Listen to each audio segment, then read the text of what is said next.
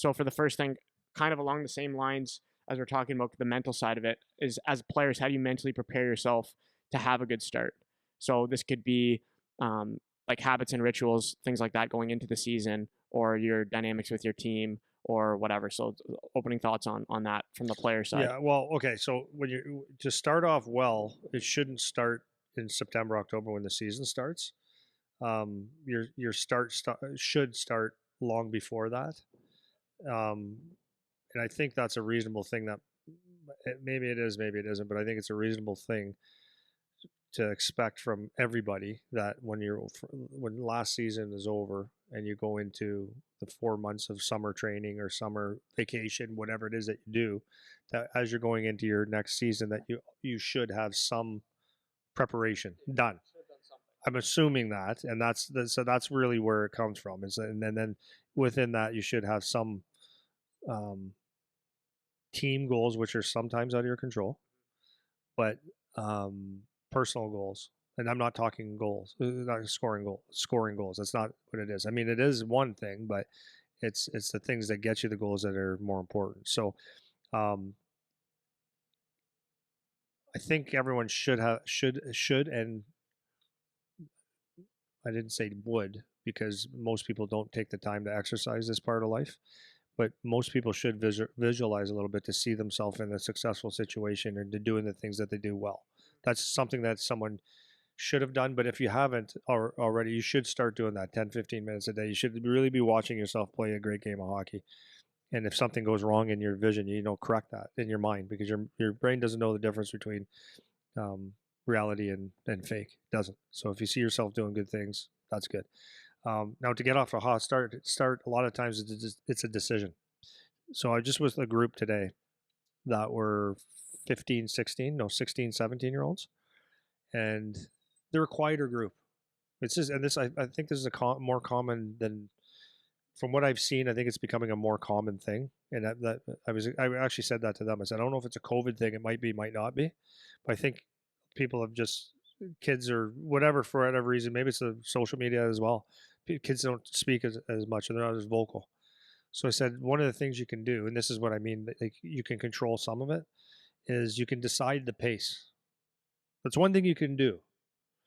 So I was telling them, like, even from a leadership point of view, I said, if you're not a talker, if you don't like to speak and chirp on the ice like to with your teammates, I'm open, stuff like that. The one thing you can control is pace. So starting your season, it's the one thing you can control is pace. You don't have to speak. You don't have to let everybody know that you're working hard. But it's the one thing you can dictate. On a bad team, a good team, if your pace is high, your coach will never say a thing to you. So that's one thing you can do is understand that I'm going to have a pace, and that pace starts with a decision, right? So you decide that you're going to have a good start, and then from there, from your personal goals, is identify. Once again, we do this probably 16 times an episode. Is identify as best as you can what are your primary things that make you a good hockey player that can say I had a good game. Scoring a goal does not make you a good hockey player, right? So what are those things? So if you're like a power forward, I like to use that because Buckshot over there is a power forward. But like if you don't go to the paint and go to the net in the offensive zone and you complain about not getting points, that's one of your reasons. If you don't finish your hits, that's one of your reasons. If you don't have good defensive awareness, get clean exits and entries, right? If you don't have pace in the neutral, anyways, if you don't shoot the puck ever, you can't score. So, anyways, it's those habits, those 4 or 5 habits, or 3 habits that you need to identify. I do this, this, and this. I can probably ensure that I have a good game. If I back check hard, if I back check harder than everything. So, number 1 is the decision. Number 2, it's the pace. Number 3 is have those 3, 4 things that I know what they are, and then do them every day. Yep. That will start your season off well. Yeah. A couple things. One would be you talked about preparation kind of before the season starts. So you should have been doing something. I just want to point out, because we talk a lot about, especially the younger you go, the more it's like get away from hockey a bit in the summertime. But like if you love to play and you want to, assuming we're talking to kids that want to move on in hockey, like it's always there. Like there's always a little bit of focus on hockey, right? So even though you're playing baseball or you're in another sport or you're on vacation or whatever, there should be something there about hockey. Otherwise, you just don't love hockey, and that's fine. But like if you love it, we're assuming that's who we're talking to. So that's number one. And then number two, you talked about visualizing.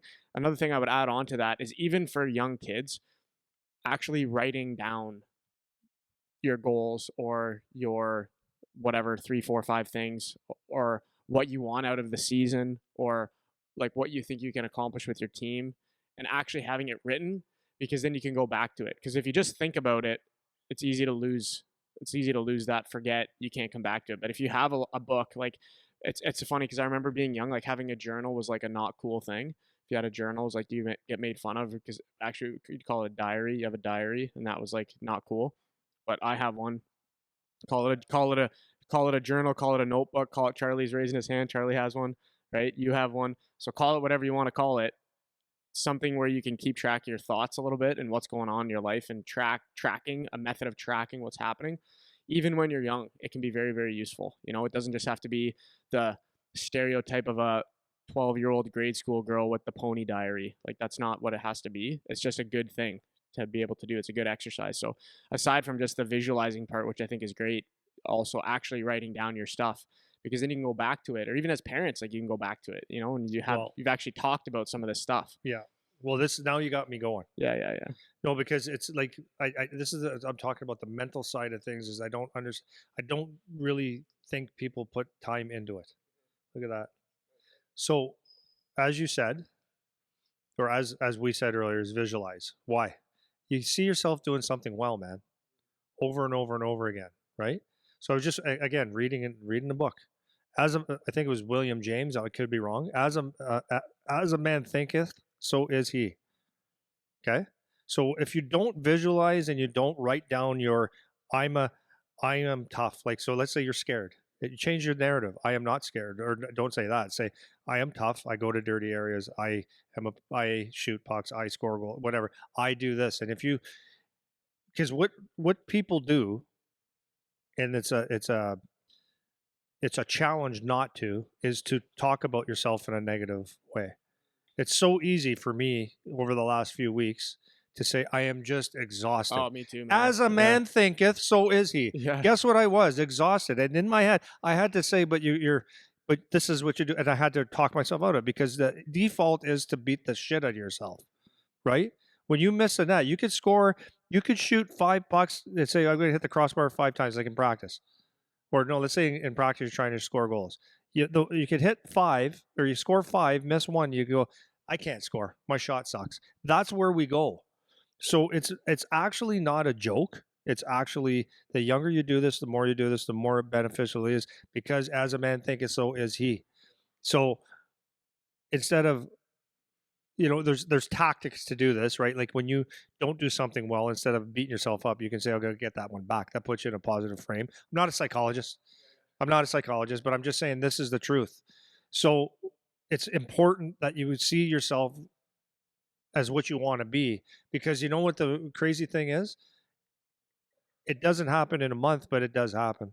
You become that person because you see yourself every day as if you're a goal scorer, scoring goals. If you see yourself scoring 50 goals a day, then you're probably going to have a better success rate on the ice. Not probably, you will, right? If you see yourself, if you're a little nervous and you tell yourself, no, I am going to go and I am going to get my first hockey fight. I am doing it.